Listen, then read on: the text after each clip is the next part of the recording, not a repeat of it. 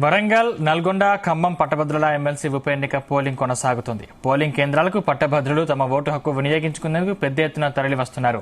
సాయంత్రం 4 గంటల వరకు పోలింగ్ కొనసాగనుంది.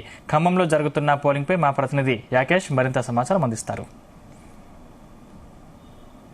ఖమ్మం పట్టభద్రుల ఎన్నికలు ప్రశాంతంగా కొనసాగుతున్నాయి. ఉదయం 8 గంటలకు ప్రారంభమైనటువంటి పోలింగ్ ప్రస్తుతానికి ప్రశాంతంగా కొనసాగుతుంది. సాయంత్రం 4 గంటల వరకు కూడా ఈ పోలింగ్ ప్రక్రియ కొనసాగనుంది. ఓటర్లు అంటే పట్టభద్రులు ఇప్పుడిప్పుడే పోలింగ్ కేంద్రాలకు చేరుకుంటున్నటువంటి సందర్భం. ఎండ ప్రభావం కూడా పెద్దగా లేనప్పటికీ కూడా ఓటర్లు ఇప్పుడే పోలింగ్ కేంద్రాలకు చేరుకుంటున్నటువంటి సందర్భం. పట్టభద్రుల ఎన్నిక కొంత సాధారణ ఎన్నికల కంటే కూడా కొంత డిఫరెంట్ గా ఉంటుంది కనుక పోలింగ్ కేంద్రాల కేటాయింపు అయితేంది, ఈ ఓటింగ్ పద్ధతికి సంబంధించిన అంశాలను కూడా ఓటర్లు సిద్ధమైనటువంటి ప్రయత్నం ఉన్నది. మొత్తం ఖమ్మం జిల్లా వ్యాప్తంగా కూడా 118 పోలింగ్ కేంద్రాలు ఉండగా 83,800 మంది పైగా కూడా పట్టభద్రులు ఓటు హక్కు వినియోగించుకునేలా ఏర్పాట్లు చేశారు. ఇందుకు సంబంధించినటువంటి సర్వాంగిక అంటే కలెక్టర్ గౌతమ్ కూడా ఎప్పటికప్పుడు ఎన్నికల ప్రక్రియకు సంబంధించి అంశాలను పర్యవేక్షిస్తున్నటువంటి పరిస్థితి ఉంది. మొత్తం కూడా ఈ పోలింగ్ కేంద్రాల వద్ద 144 సెక్షన్ ని కూడా అమల్లోకి తీసుకొచ్చారు. ఎక్కడ కూడా ఎలాంటి అవాంఛనీయ ఘటనలు చోటు చేసుకోకుండా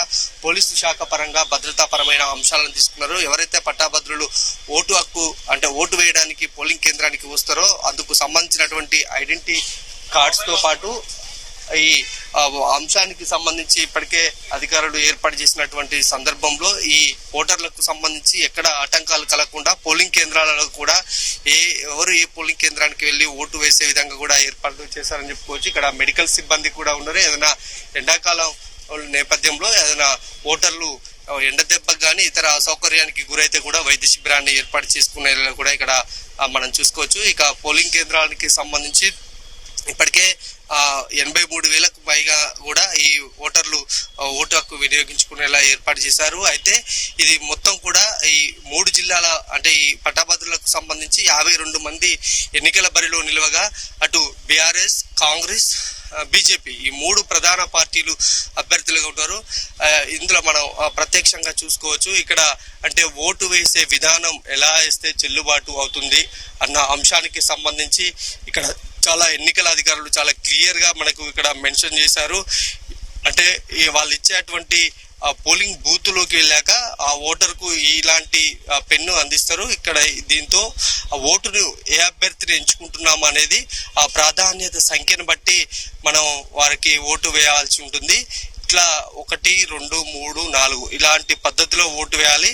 ఎలా ఓటు వేస్తే రిజెక్ట్ అవుతుంది అనేది కూడా ఇక్కడ చాలా స్పష్టంగా ఎన్నికల అధికారులు కొంత అవగాహన కల్పించే ప్రయత్నం అయితే చేశారు.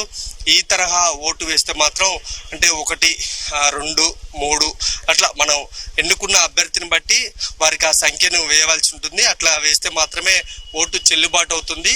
లేదంటే అంకెలు వేస్తే మాత్రమే ఓటు నడుస్తుంది. లేదంటే మనం తెలుగులో రాయడం లేకుంటే ఇంకా రకరకాలుగా కొంత మంది ఓటర్లు వాళ్ళని ఓటు వేయడానికి కొంత ప్రయత్నం చేస్తూ ఉంటారు. అట్లా చేస్తే కొంత చెల్లుబాటు కాదు. అయితే మనం ఖమ్మం నగరంలోని పోలింగ్ కేంద్రంలో మాజీ మంత్రి పువ్వాడ అజయ్ కుమార్ కూడా తన ఓటు హక్కు వినియోగించుకునేందుకు ఆయన క్యూ లైన్ లో నిలబడ్డారు. తన ఓటు హక్కును వినియోగించుకునేందుకు ఆయన ఎదురు చూస్తున్నటువంటి పరిస్థితి. అంతా పట్టభద్రులతో పాటు ప్రముఖులంతా కూడా ఈ ఎన్నికల్లో తమ ఓటు హక్కు వినియోగించుకుంటున్నటువంటి పరిస్థితి.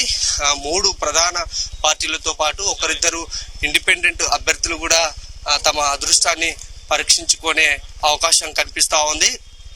ఈ 3 ప్రధాన పార్టీల నుంచి అటు బీఆర్ఎస్ నుంచి రాకేష్ రెడ్డి, బీజేపీ నుంచి ప్రేమేందర్ రెడ్డి, కాంగ్రెస్ నుంచి తీన్మార్ మల్లన్న, చింతపండు నవీన్ ఈ 3 ప్రధానంగా పోటీ చేశారు. దానికి సంబంధించి ఇప్పటికే పెద్ద ఎత్తున కూడా వారు ప్రచారం చేసుకున్నటువంటి క్రమంలో ఈ అంటే ఇండిపెండెంట్ అభ్యర్థులు కూడా అటు అశోక్ అయితే కొంతమంది అంటే పట్టభద్రుల్లో పేరున్నటువంటి కొంతమంది ప్రముఖులు కూడా బరిలో నిలిచినటువంటి నేపథ్యంలో ఓటర్లు ఎటువైపు మల్లుతారనేది కొంత ఆసక్తిగా మారిందని చెప్పుకోవచ్చు.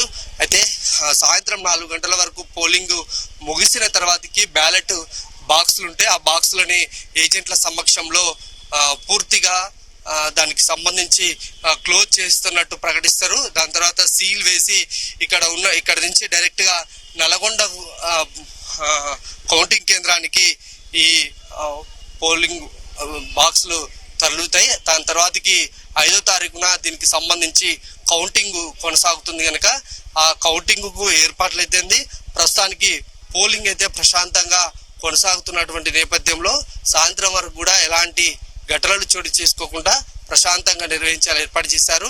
అయితే గతంలో జరిగినటువంటి తప్పిదాలు చాలా మంది పట్టభద్రులు ఓటు వేసినప్పటికీ కూడా చాలా ఓట్లు మురిగిపోయినటువంటి నేపథ్యంలో ఈసారి కొంత వాళ్ళలో చైతన్యం నింపారు. అధికారులు కూడా కొన్ని అవగాహన కార్యక్రమాలు నిర్వహించి ఓటును ఎలా సద్వినియోగం చేసుకోవాలన్న అంశానికి సంబంధించి వారికైతే కొన్ని అవగాహన కార్యక్రమాలు నిర్వహించినటువంటి నేపథ్యంలో కొంత పోలింగ్ శాతం పెరుగుతుంది. వేసిన ఓట్లు కూడా చాలా వరకు మురిగిపోవు అనేది కొంత అధికారులు భావిస్తున్నారు.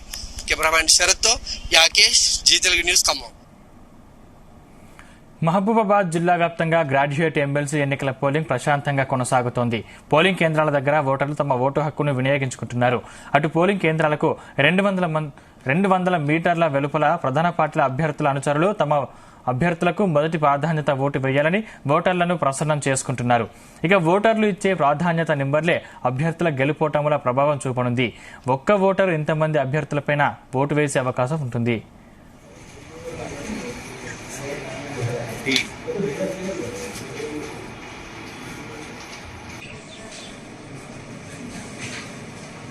మహబూబాబాద్లో ఫస్ట్ టైం ఎమ్మెల్సీ ఎలక్షన్లో ఓటేసాను.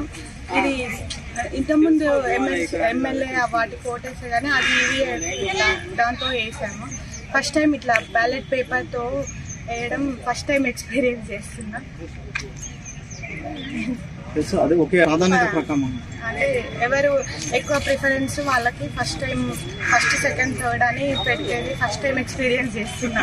మహబూబాబాద్ ఎమ్మెల్సీ ఓట్లు ఇదే ఫస్ట్ టైం ఓట్ వేయడం.